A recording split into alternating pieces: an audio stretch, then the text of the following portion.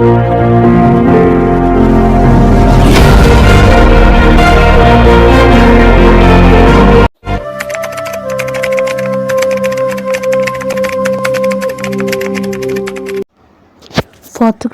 ক্রিসিন্ডা কৌতুকপুর শহরের পশ্চিম দিকে এক অতীব সুন্দর গ্রাম। তারা সব জনগণই যদিও খুব একটা ধনী নয়, তবু তাদের মাঝে সুখ সমৃদ্ধির কোনো অভাব ছিল না। তারা জানতো যে টাকা কাউকে সুখ স্বাচ্ছন্দ্যের মুখ অপেক্ষা করায় না, বরং মানবতাই করায়। তাদের মাঝে খুব বেশি মানবতা বোধ ছিল, আর তাই তারা সুখের প্রাসাদে বাস করতে পারছে। কখনো কেউই চায় না যে অন্যের ক্ষতি করি তবে লাভ হবে। কেউ কখনো কাউকে বিপাকে ফেলতে চায় না, তাই নিজ গ্রামে সবাই মুক্তভাবে ঘোরাফেরা করতে পারে।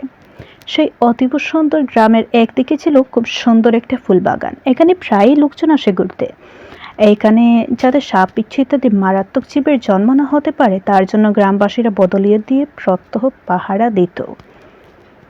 শকিলা মধ্যবিত্ত গ্রামের শকিলা মধ্যবিত্ত পরিবারের এক ছোট্ট মেয়ে ছিল, নাম তার ক্রিসিন্ডা।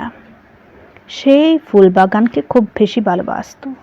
প্রায় দিন সে তার বন্ধু বান্ধবের সাথে সেখানে যেত, খুব ফটো উঠত ফুলকে দিয়ে। এরকম কত দিন চলল। ওর ইচ্ছে ও ফটোগ্রাফার হবে, তাই ও বিভিন্ন সময় ওর বন্ধু বান্ধবকে ফটো করত। কখনো ফুলকে, কখনো বা আকাশ, আর কখনো পাখি বা খালি গাছপালা ইত্যাদিকে। প্রথম প্রথম তার ফটোগ্রাফ খুব একটা ভালো হতো না, তাই তার বন্ধুগণ তাকে হেয়তাচ্ছিল্য করে বেড়াতো। একদিন বুক ফাটা ছোট্ট ক্রিসিন্ডা বাগানে ঘুরে ঘুরে ভিন্ন বস্তুর ফটো করতে থাকে। সেই সময়ে বাগান এবং সব কিছুর সাথে গল্প করছিল আর প্রশ্ন করছিল, হ্যাঁ বন্ধুগণ, তোমরাই বলো, কেন কেন আমার ফটোগ্রাফ সুন্দর হয় না? সৃষ্টিকর্তা কি চায় না আমার স্বপ্ন পূরণ করতে? কিছুক্ষণ সব কিছু নিস্তব্ধ ছিল।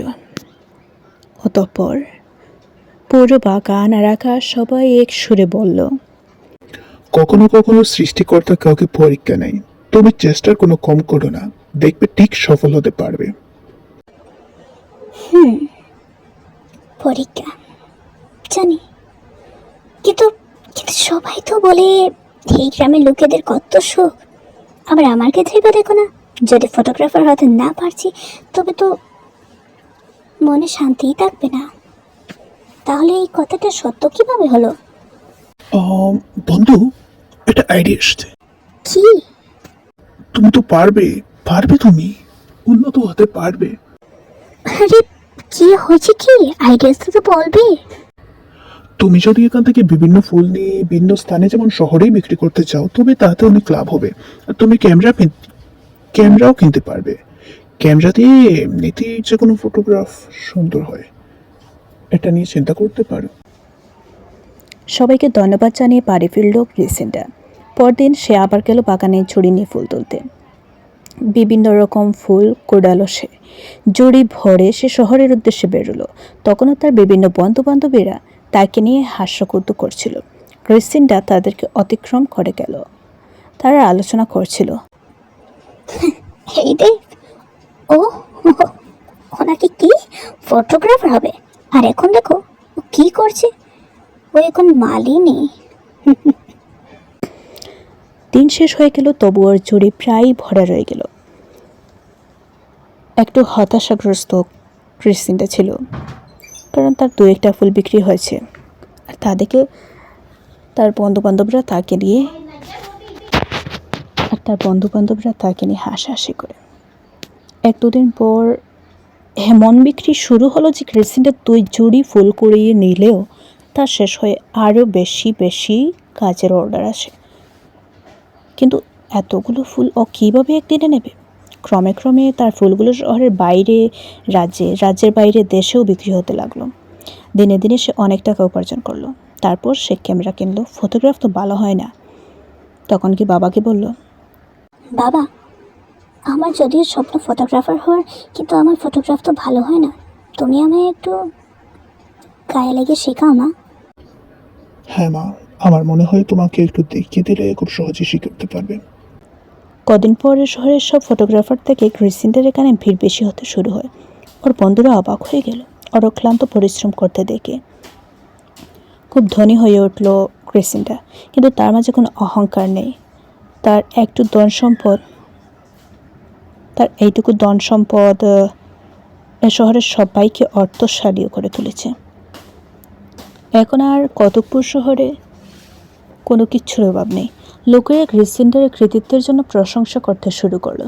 ও ভাবলো, আমার এই কৃতিত্ব তো একার নয়, সাথে আছে বাগান, সাথে আছে বাবা। তো আমি এমন একটা নামে বড় একটা দোকান খুলবো যাতে ওদের নামে সর্বদা সর্বজনমুখে উচ্চারিত হবে। ক্রিসিন্ডার পরিকল্পনা মতো অবশেষে দোকানের নাম হলো dead and the dearest garden shop. লোকেরা সংক্ষেপে এটাকে ডেড গার্ডেন শপ বলতো। তাতে ক্রিসিন্ডা খুব খুশি হতো।